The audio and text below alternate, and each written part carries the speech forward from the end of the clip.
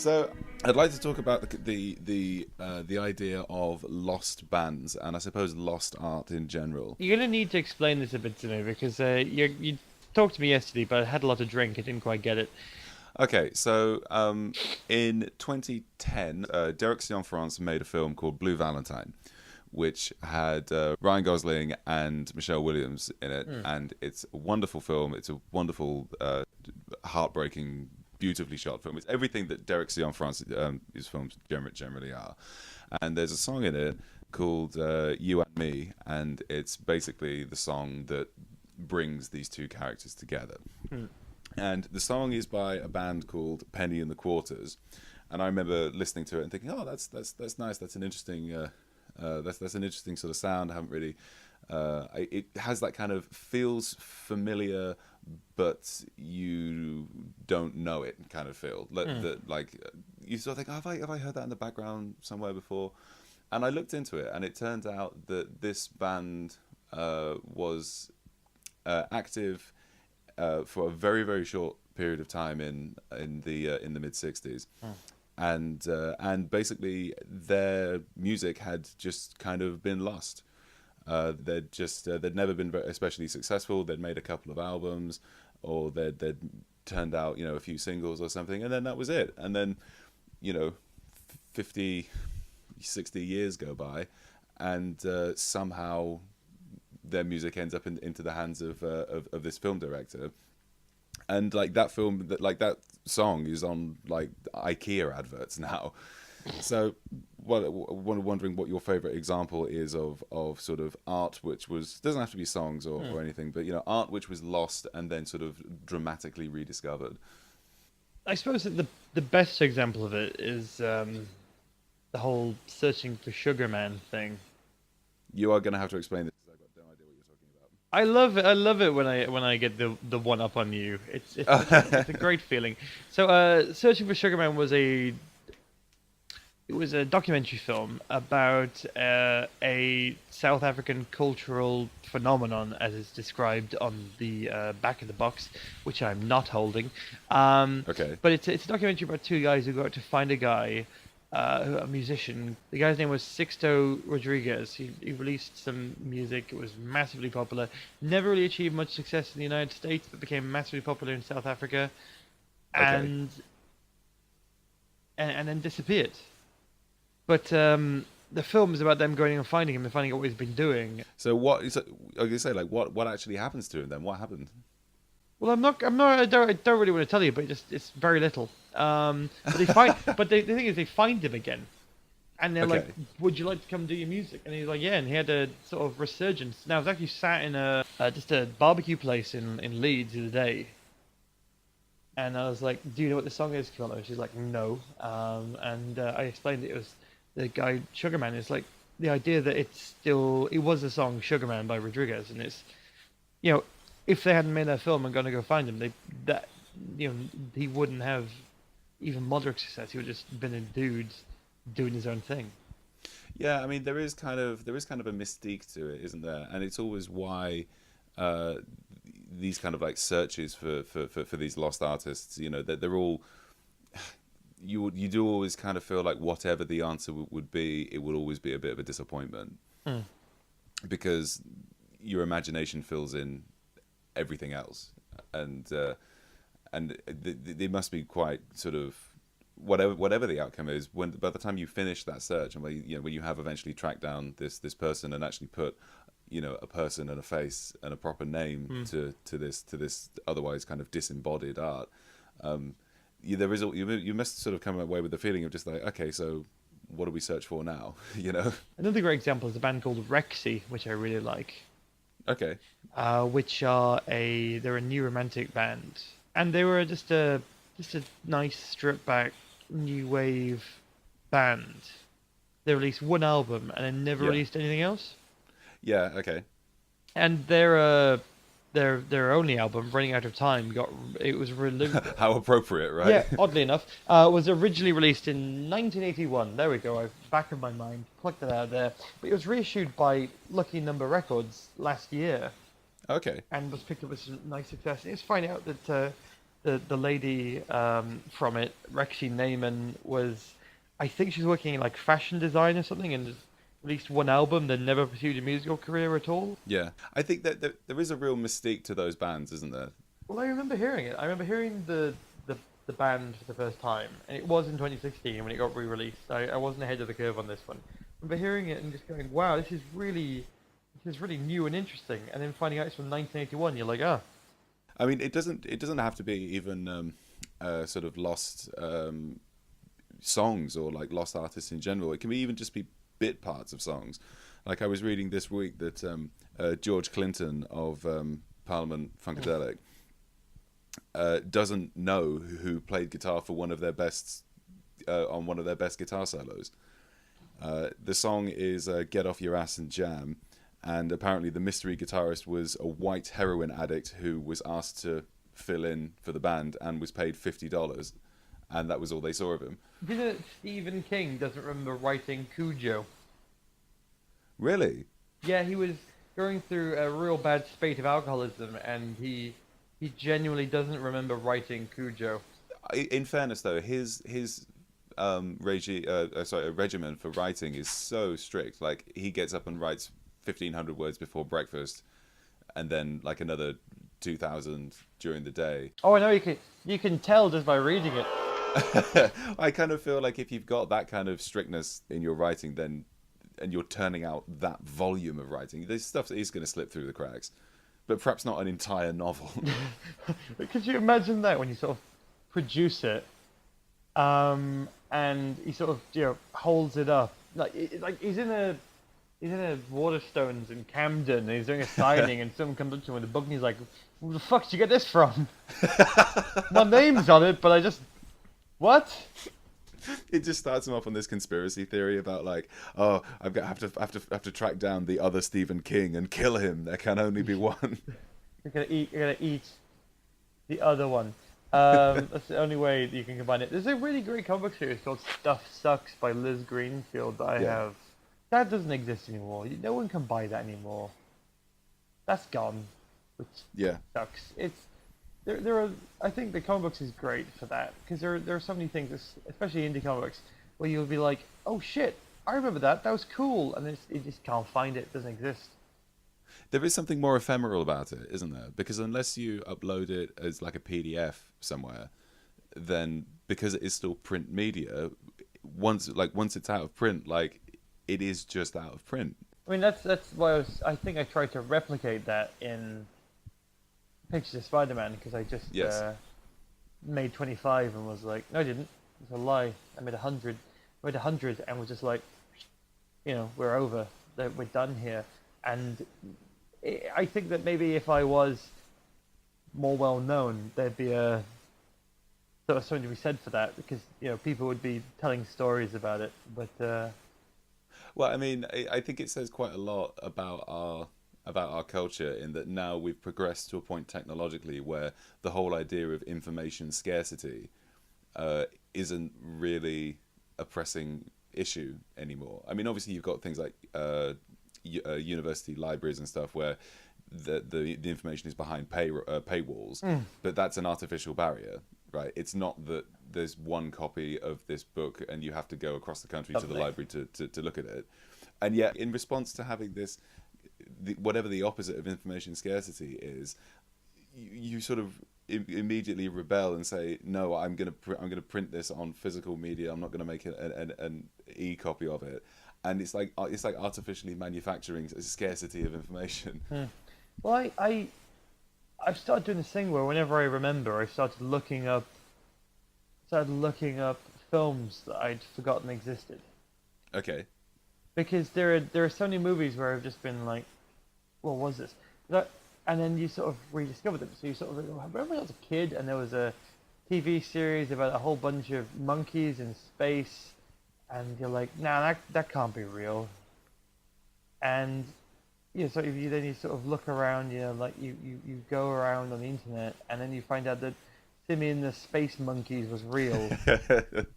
Isn't that just nostalgia, though? Aren't you actually just describing nostalgia?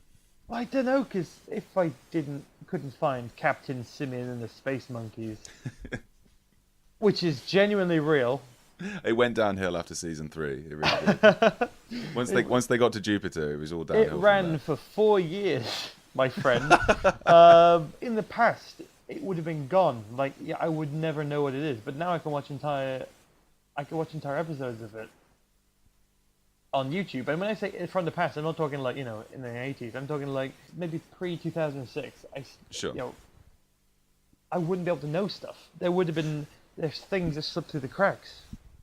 Well, the whole idea of long-running TV continuity is fairly recent, because, as you said, until quite recently, a lot of TV shows would be aired once, and then maybe they'd get syndicated, and you might get a few repeats. But if you missed it, like, you're basically not guaranteed to ever have the opportunity to see that again. Yeah. Whereas it's the complete opposite now. That's as you said, you can, if you want to, just go and watch whole episode uploads on YouTube of whatever mid to late 90s kids TV show that you're currently having a nostalgia itch for. You can go watch the Pirates of Darkwater whenever you want. Which previously was one episode in your mind.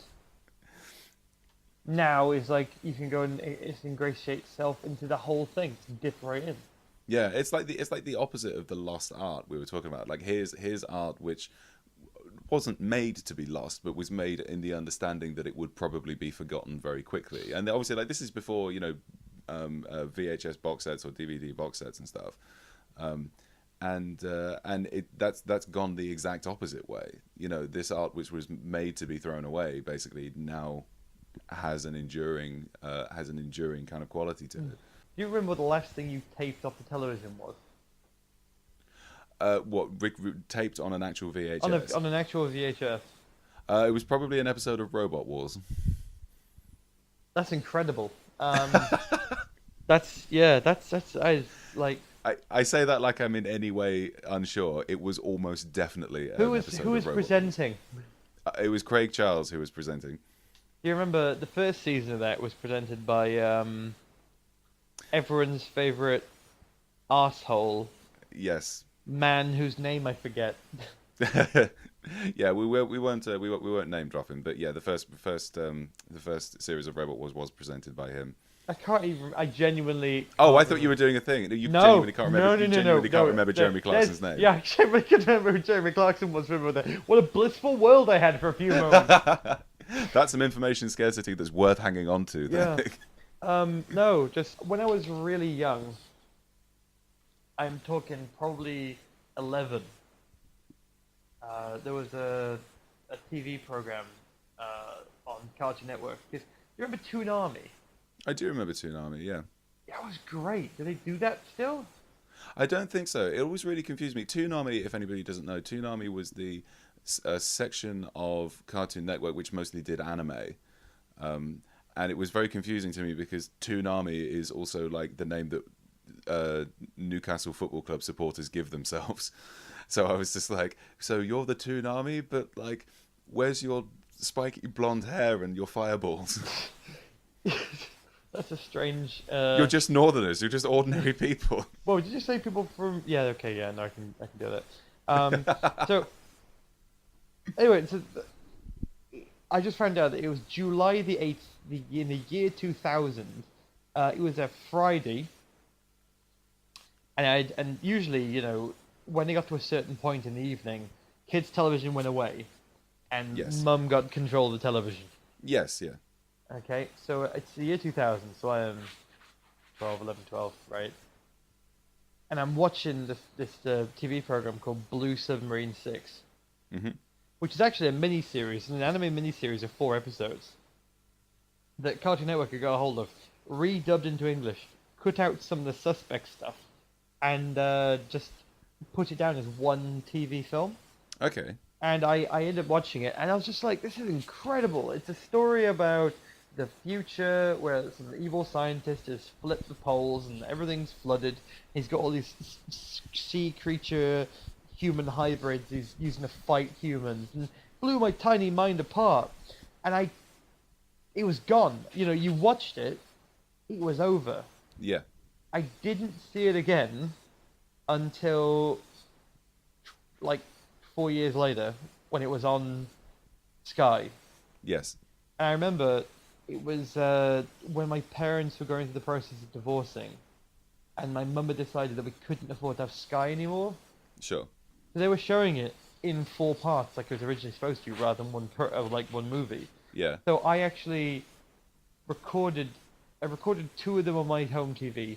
Sky was turned off on a Wednesday, so I gave the VHS that I'd recorded the first episode to my friend Nathan to record the other 2 episodes. And that's like there's such like a strange marriage of old and new technology there. You sort of almost like falling between the cracks of like the VHS era and Yeah, Skybox yeah, kind yeah. of era. It's sort of.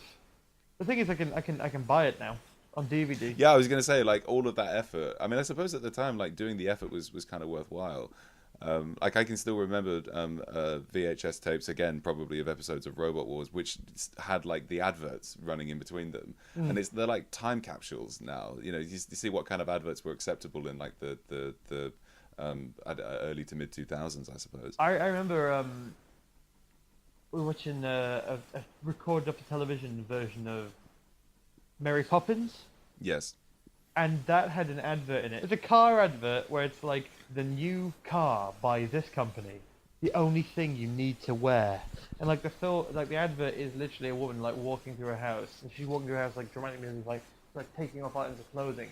So then she sits down in the car and just drops her pants out the window. Yes. Yeah. And I'm like, holy shit, 90s is all fucked up. Oh, that's amazing. Could we just return to the lost songs for a sec, please? Absolutely. Cool. It's something which is sort of especially important to me because I'm actually working on something kind of similar to that right now, because I'm in the process of getting hold of the original unmastered tapes for a early 60s surf band that was never an EP, their EP, which was never released.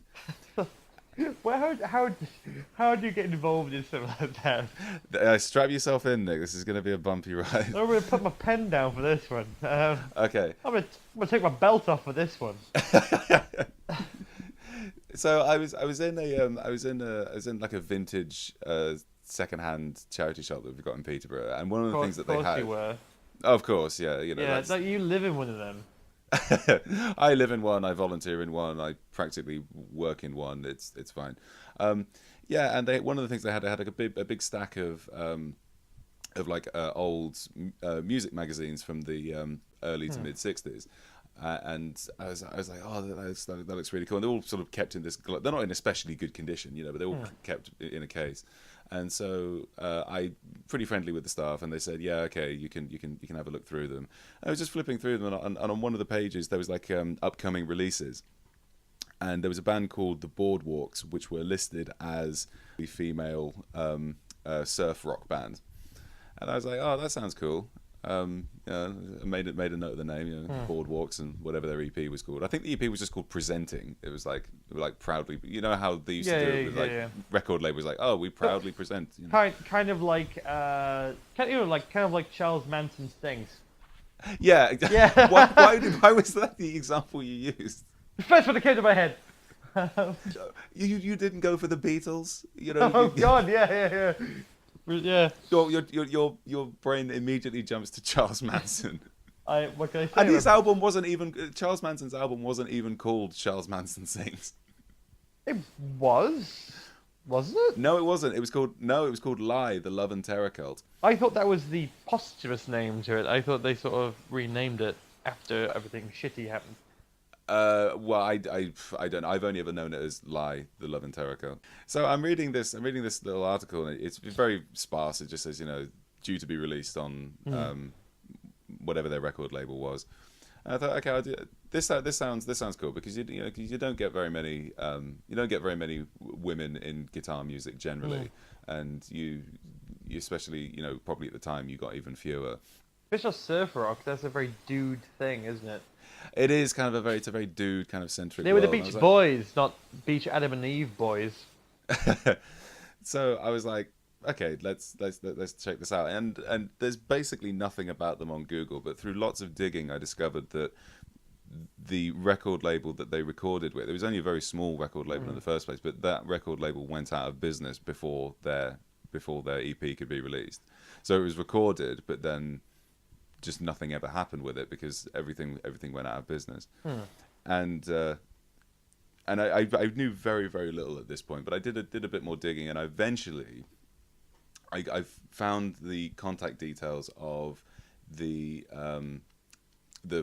former CEO of the record label, his daughter, and I got hold of her contact details, and then I did nothing with them for like a week because I just thought, how the hell am I supposed to phrase this? Like, how do I not come across as incredibly creepy? Are you going to have any interest in what I'm saying?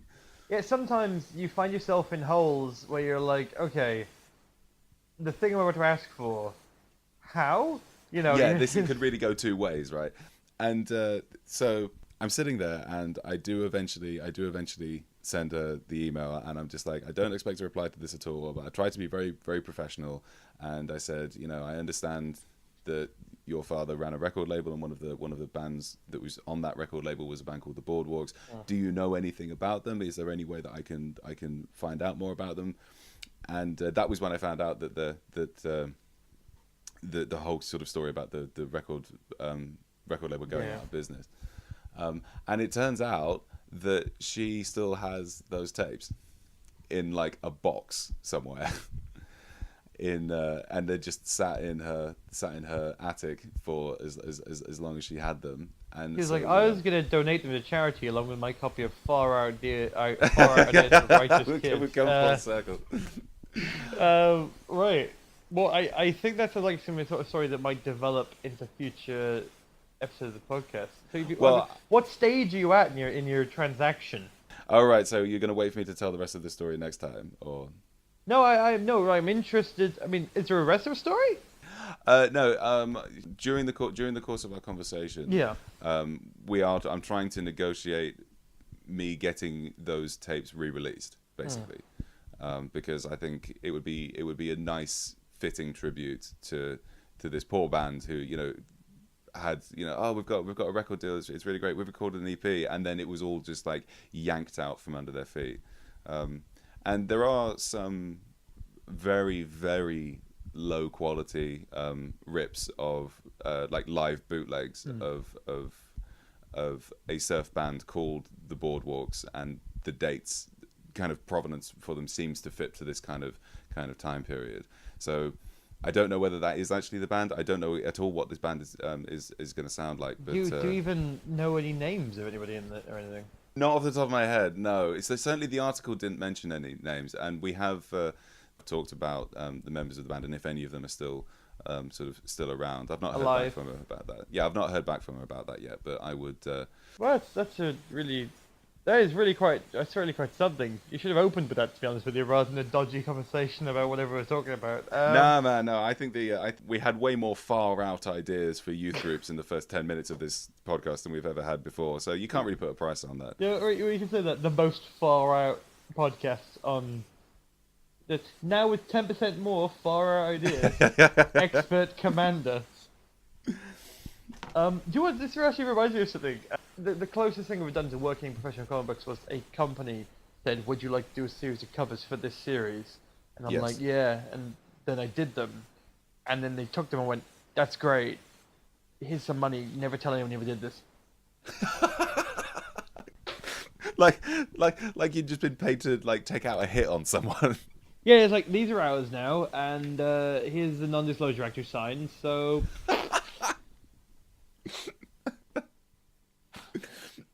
Here's your money and your silence. Yeah. We have paid for both your artwork and your silence. Oh my god, that's a good note to end this on. I think. Yes. I like that. So thank you for listening to episode 2 of X-pert Commander. I've been Christopher Armour. And I have been Nick Gonzo. And I would like to leave you with one final thought from Way Out Ideas for Youth Groups. This is under the section called Phonies. Oh God. Aren't we all phonies in one sense or another? Is there a section called Knox?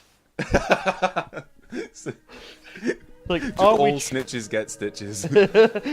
Maybe we are all Knox inside of ourselves.